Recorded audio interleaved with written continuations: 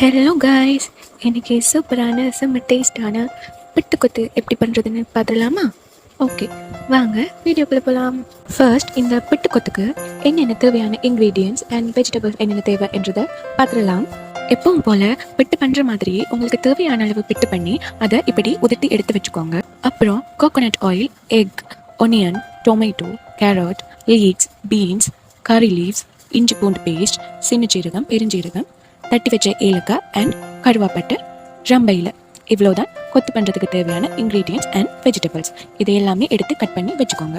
Okay, இப்போது பிட்டு கொத்து உள்ள டேஸ்ட்காக இங்கே, அதாவது ஸ்ரீலங்காவில் குழம்பு மாதிரி ஒன்று போடுவாங்க. அது எப்படி பண்ணுறதுன்னு பார்த்துடலாம். ஃபர்ஸ்ட் ஒரு கடை இல்லைன்னா ஒரு நான்ஸ்டிக் பேன் இது சரி ஒன்று எடுத்துக்கோங்க.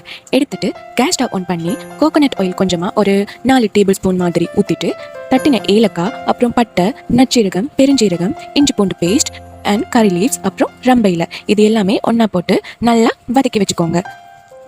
அப்புறம் வதக்கிட்டே மிளகாய் பொடி ஒரு 2 டேபிள் ஸ்பூன் போட்டுக்கோங்க. போட்டுட்டு நல்லா வதக்கிக்கோங்க. அப்புறம் உங்களுக்கு எவ்வளோ குவான்டிட்டியில் குழம்பு தேவையோ அதுக்கேற்ற மாதிரி வாட்டர் ஆட் பண்ணிக்கோங்க.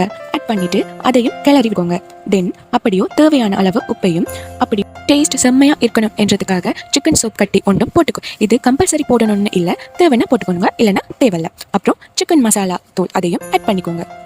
ஓகே, அப்புறம் இந்த எல்லாத்தையுமே போட்டுட்டு நல்லா கிளறி விட்டுட்டு இந்த மாதிரி பபிள்ஸ் வர கொதிக்க விட்டுட்டு அப்புறம் ஒரு பவுலில் இந்த குழம்பை எடுத்து வச்சுக்கோங்க.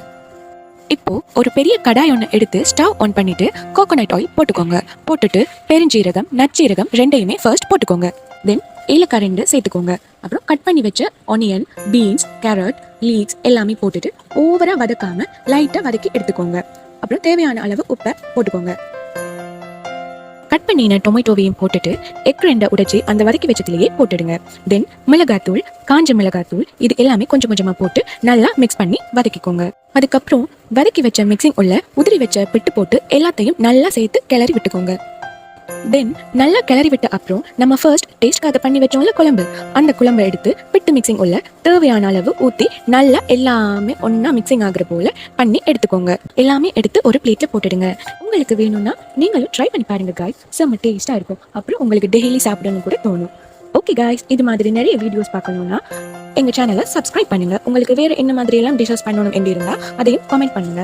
முடிஞ்ச வீடியோஸுக்கு லைக்கும் பண்ணுங்க. ஓகே காய்ஸ், இன்னும் ஒரு வீடியோவில் சந்திக்கிறோம். அதுவரை see you soon.